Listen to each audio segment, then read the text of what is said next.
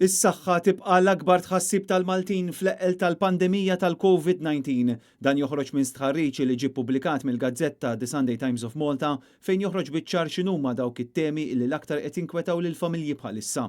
Apparti s-saħħa tal-maħbubin tagħna, fuq netta din il-lista hemm l-edukazzjoni tat-tfal. 4 minn kull 10 huma nkwetati wkoll dwar id-dħul tagħhom u l-finanzi.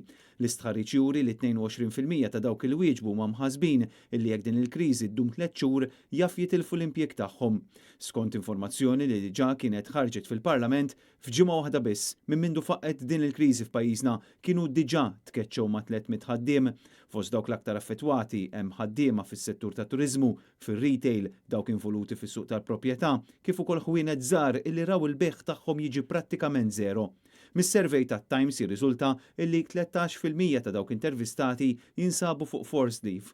Apparti kwistjonijiet ta' xogħol u l-fatt li l-maġġoranza jaħsbu li l-awtoritajiet qed jindirizzaw din is-sitwazzjoni ta' kriżi b'mod tajjeb ħafna, hemm iżda elementi oħra li jħassbu lil Maltin u l-Awċin. Ħafna fil-fatt huma nkwetati dwar l-effetti fuq is-saħħa mentali, oħrajn huma nkwetati dwar is-saħħa fiżika u l-provvista tal-ikel. Interessanti l-fatt li 5% ta' dawk li wieġbu s-survey qalu li ħajjithom ma nbidlet xejn bil-COVID-19.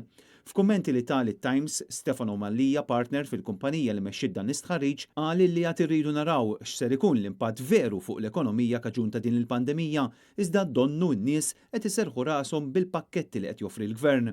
Għalkemm Mallija jinsisti li possibilment għadna mhux nirrealizzaw kemm se tkun gravi din il-kriżi u x'effett se jkollha fuq is-suq tax-xogħol.